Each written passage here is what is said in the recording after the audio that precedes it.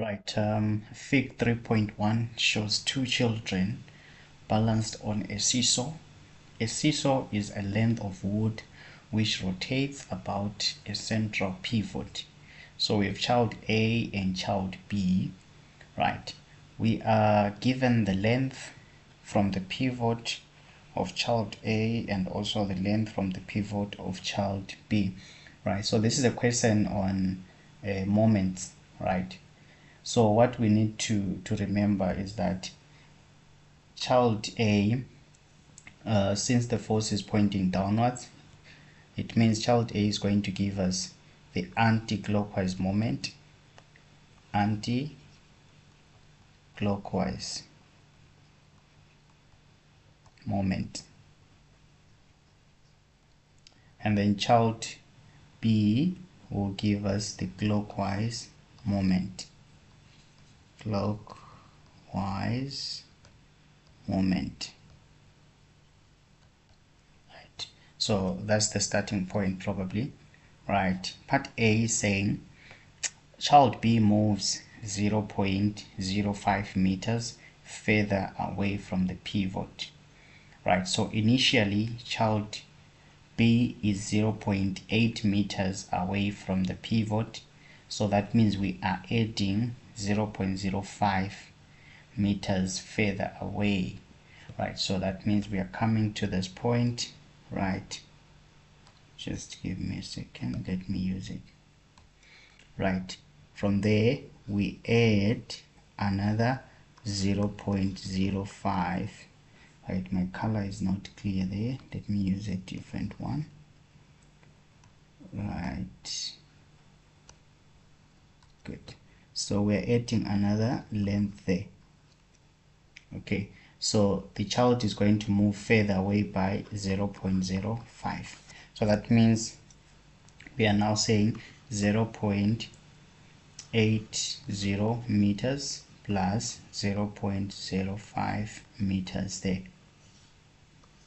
which will give us 0.85 meters. So this is now the distance child B is away from the pivot. Now the question is saying explain why the seesaw rotates clockwise. The reason why the seesaw rotates clockwise is because we have increased the length of child B from the pivot. So increasing the length of child B from the pivot will increase the clockwise moment. All right. So remember, moment of a force is the product of the force times the perpendicular distance from the pivot. So in other words, the moment of a force is proportional to the distance from the pivot. So the further away you move from the pivot, it means we have a greater moment. So the reason why the seesaw rotates clockwise is because we have increased the moment, the clockwise moment, right? So you can indicate that clockwise moment has increased.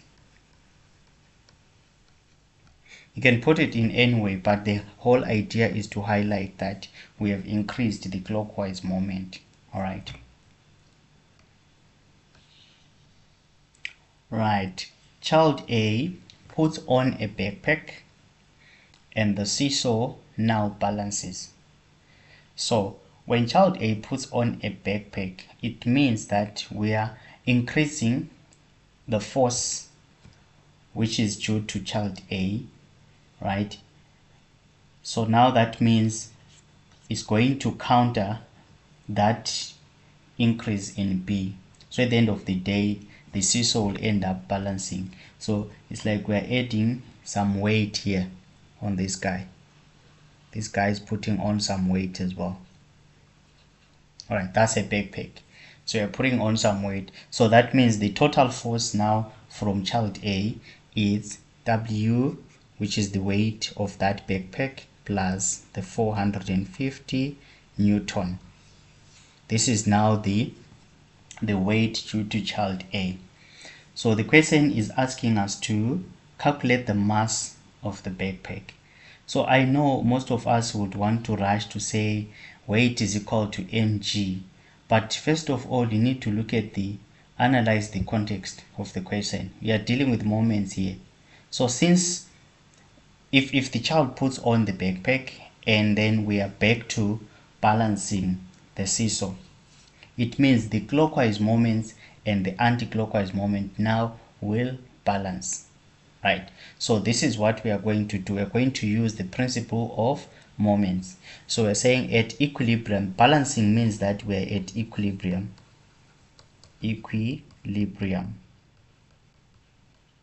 So that implies that total,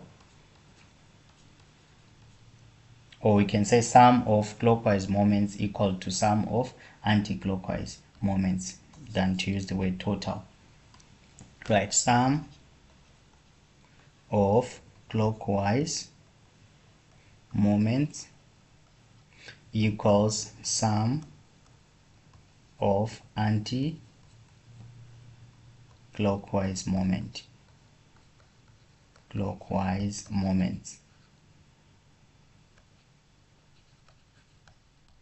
Right, so now we are going to say the clockwise moment is generated by, remember we have that additional length as well, so it's the force times the perpendicular distance from the pivot, right?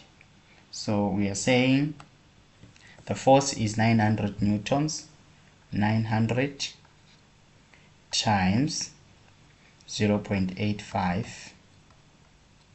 Right, there's nothing else that we have on the clockwise side. This is equal to, we can combine the two and use the same distance, right?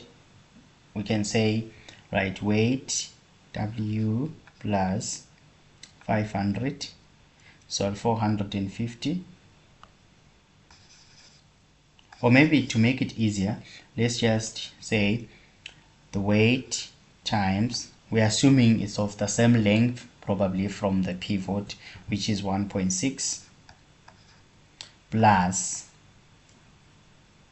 450 times 1.6, right? And from here we are going to find the weight. Then from calculating the weight we can always get the mass of that backpack. Right, let's do our math here. So 0.85 times 900 equals, I'm getting 765 there, equals 1.6 W plus, that's 450 times 1.6, that's 720,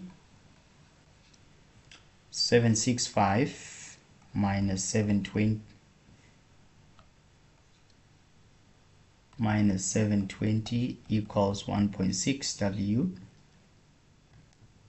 765 there, I get 45 equals 1.6 W, then divide by 1.6, right?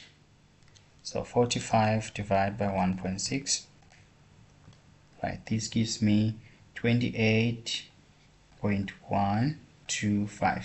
So this is W. Remember, W is the weight, right? And then from here we're going to say, right, remember weight is equal to mass times gravitational field strength. That means the mass of this object is equal to weight divided by gravitational field strength. Then M is equal to 28.125 divided by 9.8. all right, let me get rid of this part. All right, this will give me equals divided by 9.8, 2.87 kilograms.